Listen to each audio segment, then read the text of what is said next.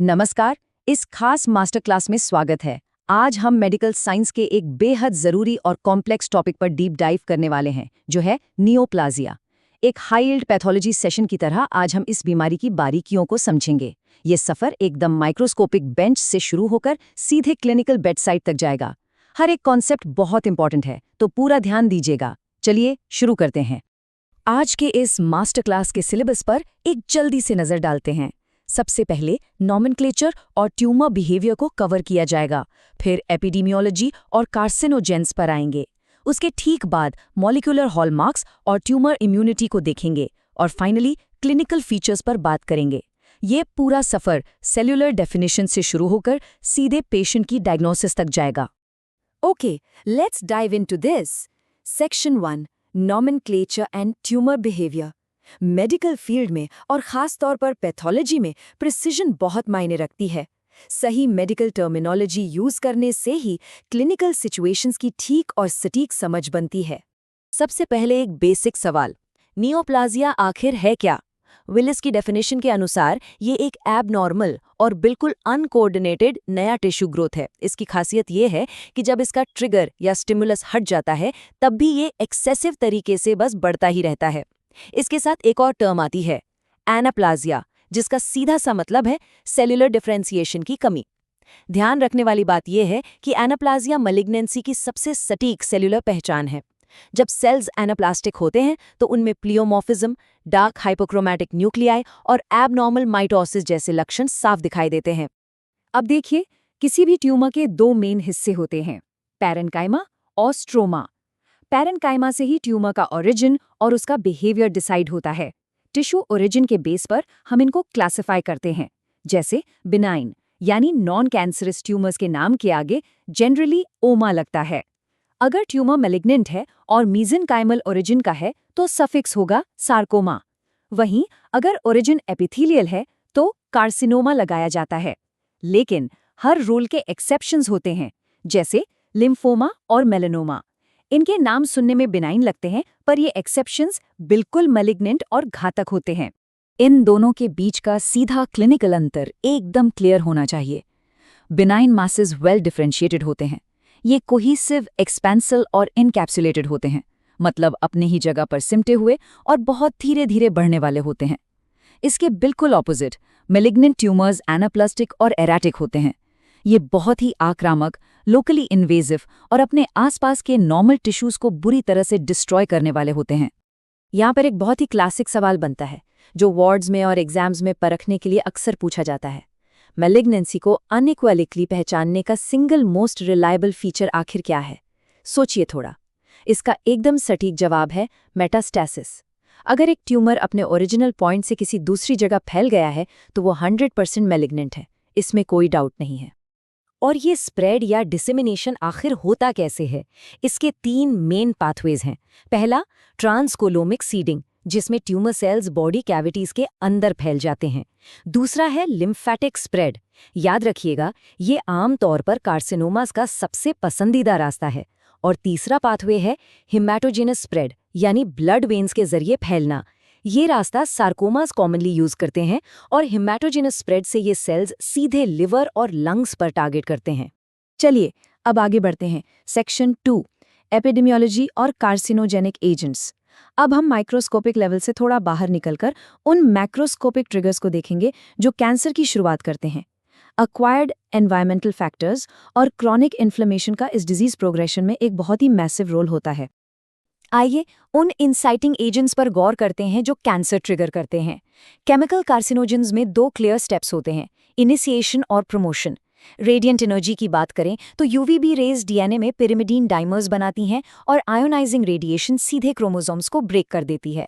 फिर आते हैं माइक्रोबियल एजेंट्स, जिन पर ध्यान देना बहुत जरूरी है, जैसे एचपीवी, ईबीवी, एच पाइलोराई और हेपेटाइटिस बी और सी। ये सुनकर शायद हैरानी हो, पर करीब 15% ह्यूमन कैंसर्स इन्हीं ऑन्कोजेनिक वायरसेस के कारण होते हैं। अब सीधे इस बीमारी के मॉलिक्यूलर इंजन की तरफ चलते हैं। Section 3, molecular hallmarks and genetics.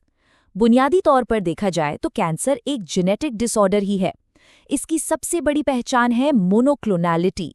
जिसका सिंपल मतलब ये है कि ट्यूमर के सारे सेल्स एक ही सिंगल म्यूटेटेड सेल के वंशज होते हैं। हाँ, और वाइनबर्ग ने कैंसर के 8 मॉलिक्यूलर हॉलमार्क्स दिए हैं जो बेसिक फ्रेमवर्क सेट करते हैं। इन्हें जल्दी से देखते हैं। पहला, ग्रोथ सिग्नल्स में सेल्फ सफिशिएंसी। दूसरा, ग्रोथ इनहिबिटर्स के खिलाफ इनसेंसिटिविटी। तीसरा, ऑल्टर्ड सेल्युलर मेटाबॉलिज्म। चौथा, इवेजन ऑफ एपोप्टोसिस यानी सेल डेथ से बचना। पांचवां, लिमिटलेस रेप्लिकेटिव पोटेंशियल। छठा, सस्टेन्ड एंजियोजेनेसिस जहां ट्यूमर नई ब्लड वेसल्स बना लेता है। सातवां, टिश्यू इन्वेजन और मेटास्टेसिस। और आठवां, होस्ट इम्यून इवेजन। इसके साथ ही 2 इनेबलिंग कैरेक्टरिस्टिक्स भी हैं, जीनोमिक इंस्टेबिलिटी और ट्यूमर प्रोमोटिंग इन्फ्लेमेशन, जो मिलकर इस बीमारी का पूरा स्ट्रक्चर तय करते हैं। अब इन 2 तरल के जीन्स का डिफरेंस समझना एब्सोल्युटली क्रूशियल है। प्रोटो-ऑन्कोजीन्स जैसे RAS या MYC डोमिनेंट होते हैं। इनमें गेन ऑफ फंक्शन म्यूटेशन होता है जो ऑटोनमस सेल ग्रोथ को ड्राइव करता है। इसके ठीक ऑपोजिट होते हैं ट्यूमर सुप्रेसर जीन्स जैसे RB या TP53। ये रिसेसिव होते हैं और इनका काम होता है सेल साइकिल को रोकना।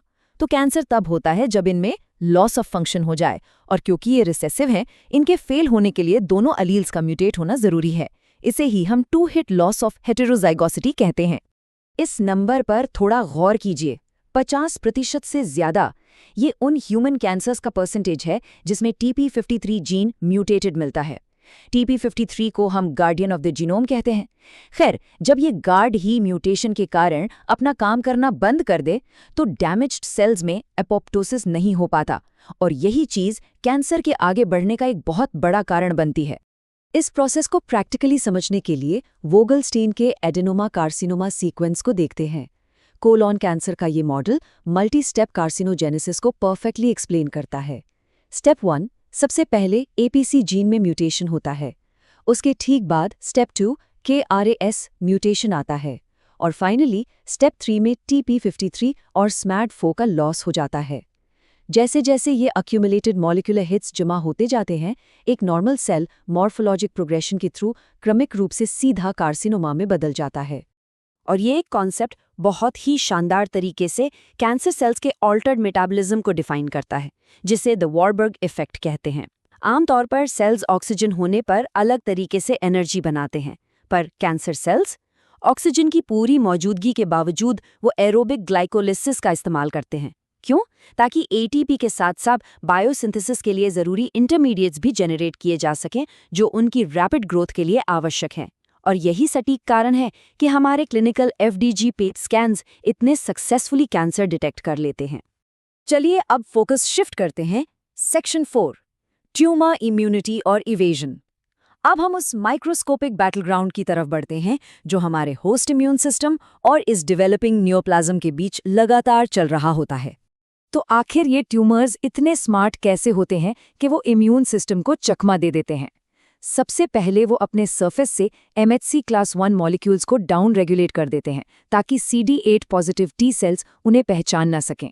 वो TGF बीटा जैसे इम्यूनोसप्रेसिव साइटोकाइंस भी रिलीज करते हैं। और सबसे बड़ा ट्रिक, वो इम्यून चेक पॉइंट्स को एंगेज करते हैं, जैसे PDL1 का PD1 से बाइंड होना या CTLA4 का यूज करना। आज के टाइम में यही स्पेसिफिक पाथवेज हमारी मॉडर्न ब्लॉकेड थेरेपीज के प्राइमरी टारगेट्स बन चुके हैं। तो अब यहाँ एक और सोक्रेटिक सवाल उठता है, ये सारे माइक्रोस्कोपिक म्यूटेशंस, ये लगातार चलने वाली इम्यून बैटल्स आखिर एक पेशेंट में मैक्रोस्कोपिक लेवल पर यानी बाहरी लक्षणों के रूप में कैसे मैनिफेस्ट होती हैं? इसका जवाब इस मास्टर क्लास के आखिरी फेज में छिपा है, क्लिनिकल फीचर्स और डायग्नोसिस। यहाँ हम पेशेंट की प्रेजेंटेशन और मॉडर्न लेबोरेटरी डायग्नोस्टिक्स का मुकम्मल विश्लेषण करेंगे। पेशेंट प्रेजेंटेशन में 2 बहुत ही अलग क्लिनिकल सिनारियोज होते हैं। पहला है ककेशिया। इसमें TNF और IL-6 जैसे साइटोकाइंस के कारण बॉडी तेजी से प्रोग्रेसिव वेस्टिंग यानी कैटाबॉलिज्म का शिकार होती है। ध्यान रहे, ये कोई आम न्यूट्रिशनल स्टार्वेशन नहीं है, ये डिजीज ड्रिवन स्टेट है। दूसरी तरफ होते हैं पैरानियोप्लास्टिक सिंड्रोम्स।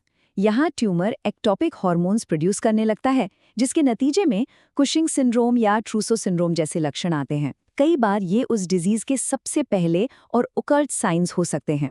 डायग्नोसिस के दौरान 2 टर्म्स बहुत यूज होते हैं जिनका डिफरेंस जानना लिटरली बहुत जरूरी है, ग्रेडिंग और staging. Grading microscopically cellular differentiation और मिटोसिस पर आधारित होती है, लेकिन स्टेजिंग ट्यूमर के एनाटॉमिक स्प्रेड या फैलाव का आकलन करती है। इसके लिए TNM सिस्टम यूज होता है, ट्यूमर, नोड और मेटास्टेसिस। अगर क्लिनिशियंस के नज़रिए से देखा जाए तो पेशेंट का प्रोग्नोसिस यानी आगे के नतीजे तय करने में स्टेजिंग की अहमियत ग्रेडिंग से कहीं ज़्यादा बड़ी और महत्वपूर्ण होती है। अगर लैबोरेटरी डायग्नोस्टिक्स के मॉडर्न आर्मामेंटेरियम की बात करें तो आज हमारे पास बेहद एडवांस टूल्स हैं। इम्यूनोहिस्टोकेमिस्ट्री यानी IHC से साइटोकेरेटिन या विमेंटिन जैसे मार्कर्स चेक किए जाते हैं। फ्लो साइटोमेट्री, PCR और नेक्स्ट जनरेशन सीक्वेंसिंग का महत्वपूर्ण रोल होता है। फिर आते हैं ट्यूमर मार्कर्स जैसे PSA, CEA, AFP और CA-125। हालांकि ये मार्कर्स अकेले स्टैंडअलोन स्क्रीनिंग के लिए पूरी तरह स्पेसिफिक नहीं होते, लेकिन टारगेटेड थेरेपीज का असर मॉनिटर करने के लिए इनका उपयोग करना एब्सोल्युटली वाइटल है। इस मास्टर क्लास को खत्म करने से पहले एक आखिरी सोचने पर मजबूर करने वाला सवाल। जैसे जैसे सब क्लोनल एवोल्यूशन की वजह से ट्यूमर हेट्रोजीनिटी बढ़ती जा रही है और थेराप्यूटिक रेजिस्टेंस सामने आ रही है, टारगेटेड मॉलिक्यूलर थेरेपीज और इम्यून ब्लॉकेट्स का नेक्स्ट फ्रंटियर आखिर क्या होगा? पर्सनलाइज्ड ऑन्कोलॉजी का भविष्य अब इन्हीं कॉम्प्लेक्स म्यूटेटेड सबक्लोन्स को सटीक तरीके से पहचानने और उन्हें एफिशिएंटली टारगेट करने पर ही निर्भर करता है। इस चर्चा से नियोप्लेजिया के इन सभी कॉम्प्लेक्स कॉन्सेप्ट्स को क्लियर रूप में समझा गया है और यही एडवांस्ड नॉलेज आगे चलकर अनेकों जान बचाने का आधार बनेगी। पूरा ध्यान देने के लिए बहुत बहुत धन्यवाद।